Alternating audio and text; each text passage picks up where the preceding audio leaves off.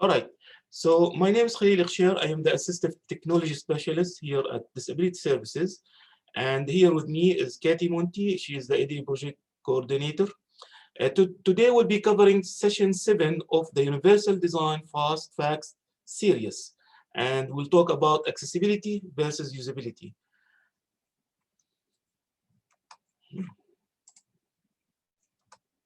So by the end of this workshop, we expect that you'll be able to differentiate between accessible content versus usable content.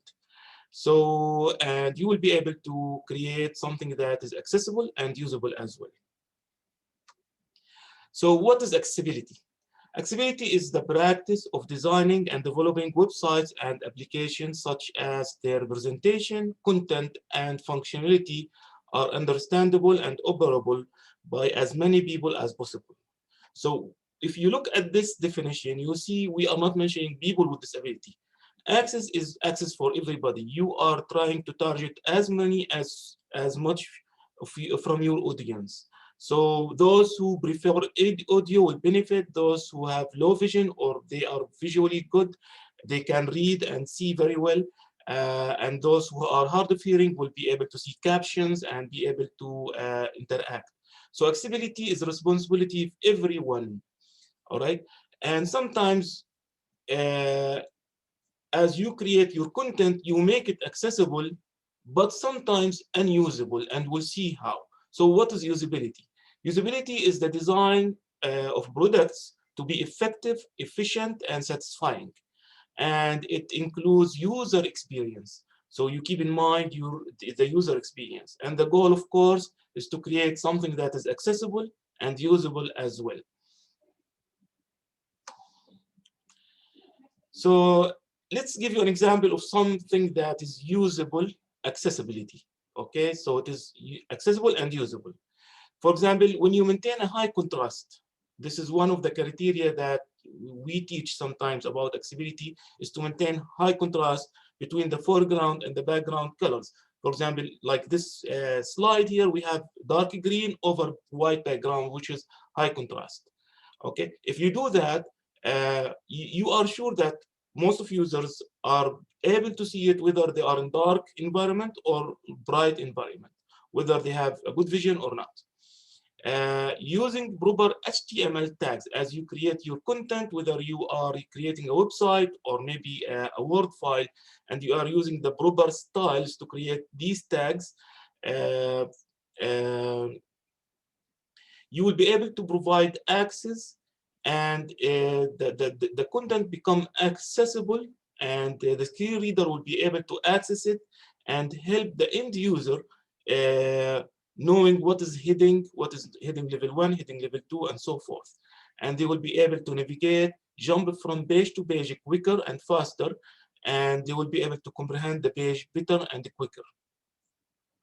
Another example, providing proper naming for hyperlinks helps end users find links quickly. How is that? Normally, when you create a hyperlink URL, it will become blue underlined. So this is one feature. This is something that attracts the eye and you see it. However, it is not yet usable because of the nature of the hyperlink. You start with HTTP colon backslash, then a very long path that could include underscore, question marks, and so forth. It is much better to, for example, keep it as a verb or as a phrase, make this as a hyperlink that is pointing to a website or whatever. So it will be easier to read for all users. Another example, providing proper naming for forms field helps end users as well to comprehend and prepare and complete the form as needed. So the form field normally contain, for example, text boxes, radio buttons, checklist. Normally, these icons need to be named properly, so the end user will be able to know what are they completing. Not only that, if it is not in proper order, then this is a problem. You read the title, then jump to another answer. That would be a problem. So the usability here, that the screen reader and text-to-speech software can access it, read it, and present it in a proper way. And Halil, I'll just add a very simple example for the high contrast, which someone brought up recently. It's really simple, but if you're maintaining high contrast colors on your documents, not only is it accessible and usable electronically for people that might have vision issues, but if by chance you're going to take that information and put it to print, then you also are going to be able to have a printable document that you can do in black and white, or you can use color, and it's going to still be readable and usable if you're using high contrast. Yes. And of course, in the future, if you scan that paper with high contrast, you are sure you get a proper scan. And if you run OCR on it, which is an characteristic optical character recognition, it will find the words and read it very well. It will reduce the errors. So there are many benefits by maintaining accessibility and of course usability. Okay, so let's move on. This is a list of some examples in contrast for something that is accessible but not usable. So for example, a low contrast. All right, a low contrast might work well in a dark but not in bright areas, and vice versa. And of course, it depends on the end user uh, site, if they can see very well or not.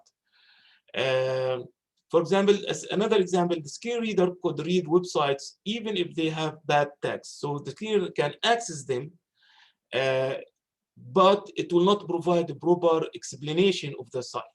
All right, so it cannot jump from heading to heading. The end user, if they are blind, they will have to read line by line in order to reach to what they want. I highly recommend to attend other workshops because normally we cover in detail these aspects. But the point here, that screen readers sometimes read the page as a text, just like a flow text, but it will not be able to jump or help the end user to jump from paragraph to paragraph, or from heading to heading, or from link to link, and so forth. Repeating the starting word for every hyperlink. For example, we see a lot of commonly link to, and you make the link as a hyperlink. Or for example, click here, click here, click here, okay? Or read more, okay? You talk about a topic, then another topic, and another topic, and each one has read more, read more, read more. That is confusing actually, because the end user, especially if they are blind, they can have a list of read more, read more, read more, and there is no way for them to know the difference, unless if they go to each website and see what's that. So the proper way, as the previous slide said, that you provide a unique hyperlink for a phrase. So you give it a proper naming, and this way they can know what's that website is about, instead of using click here or read more. Sometimes we see this also commonly used, using the full path of the URL. Again, the screen reader or even text-to-speech software. Now, what's the difference? Screen reader are used mostly by blind. Text-to-speech are used by everybody. I mean, I prefer to listen, so I just select the text and ask my computer to read it for me. Okay, and this is an audio learners. So the screen reader or text-to-speech will read the URL path complete, including the underscore, the question mark, the exclamation mark, and so forth. And sometimes, you know, the URL path could be multiple lines, okay, many characters, which is very confusing and very annoying. So we see here examples of access. You can access it, okay, but it is not user friendly. It doesn't provide enough or it doesn't speed the navigation. It is confusing. This is our point. Here I have an example of naming links. And to give you this example properly, I will run the screen reader to see how this will read. So let's launch JAWS. What we use here is JAWS screen reader. We have even a special session for that. Today we'll just run it to see how the screen reader will read. Professional UTFFS-7- accessibility versus usability.pptx-PowerPoint. All right, so we are in the PowerPoint. We'll move on to the website. All alert, Albert Par, alt tab, accessible but not very usable dash Google Chrome, accessible but not very usable dash Google Chrome, accessible but not. Okay, so this is a website with multiple hyperlinks, as can be seen. And you know, in websites, there are sometimes hundreds of links. Now, a blind to reach or to find a specific link, what normally they will do, they will have a list. They will get a list of links.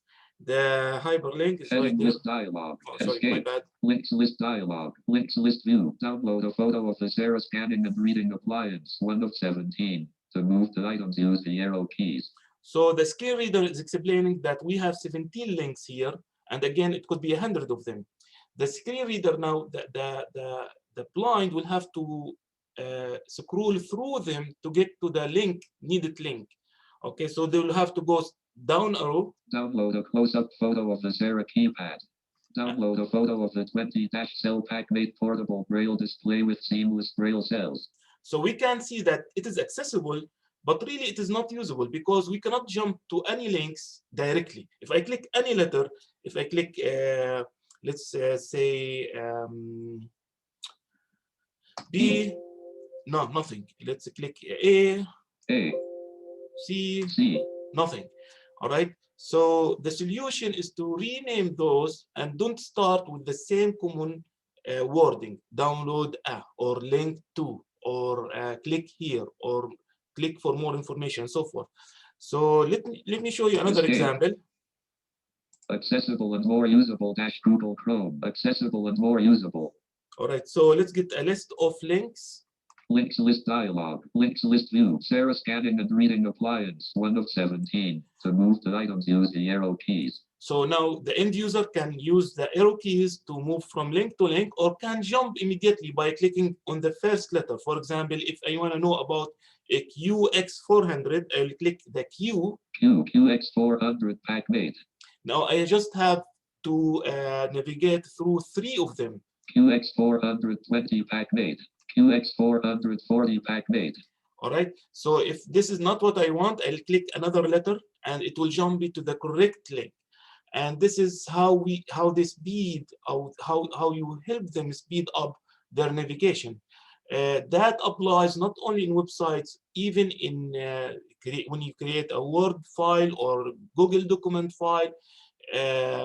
Providing a proper naming for your links helps them speed up and see the links in proper way. So I'm going to stop just because this covered our example. List box with JAWS dialog. Accessible and more usable dash. Okay, I'll go back to the slide. Let's continue from there. All right, so let's go on. Okay, so this is an example, or actually an exercise for you all. You can participate in this workshop. So we'll show you some example of something that is accessible, which means the screen reader can access it, or text-to-speech, but not usable. So I would like for you to explain why it is not usable. The first example, to learn more about disability services, click here. All right, if I'm blind, where do I click? I have no idea. Right? So as a solution, I'll just make this a little quick because we promised 15 minutes. We rename it and give the disability services make the disability service as a hyperlink. So click to learn more about disability services. Now the screen reader will read, click to learn more about link disability services. So this is how a blind will know that disability services is a link. Just saying click here, well, I am blind, I cannot click there or here. I mean, I need to know where to click. All right, so that's why picking a good phrase and making it as a hyperlink is much better and much usable for end users. Let's see another example. So this example says, please tell us a little about yourself by creating a prospective student account in our application portal at https://mygraduateschool.uncc.edu. Now, what we see here is a hyperlink. And because I am a human, I know UNCC, but the screen reader reads it as UNC. So it is better to find a phrase within this statement and convert it as a hyperlink and just use that hyperlink over there. So the solution would be, please tell us a little about yourself by creating a prospective student's account in our application portal, and just make application portal as a hyperlink. That would work better. Let's see another example. So this is almost the same. Check this video about UNCC or UNC Charlotte big ideas and big future. Then we have a long hyperlink, and believe me, if you see here, there's a question mark, B equal underscore, that will be read. Then no meaning word, okay? H3AWLI4NGK. Screen reader will read them letter by letter, character by character. Okay, that's why that form is accessible but not user friendly, not usable. So let's see the solution. Check this video about UNC Charlotte big ideas and big future. So if they have now a list of links, they will see big ideas and big future. They know where they are going. They know what that link is about.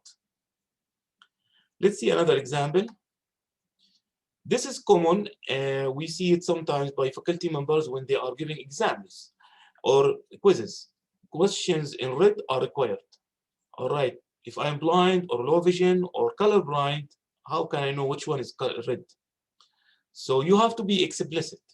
So two solutions we provide here, that you mark the question by an asterisk and say, okay, questions marked with an asterisk are required just at the beginning. And this way, the student would be able to know which question is required by looking at the asterisk. Or just be more explicit and just add required next to the question.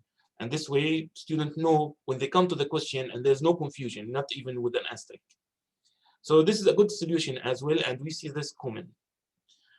All right, so another example of usable, accessible but not usable, using next and previous.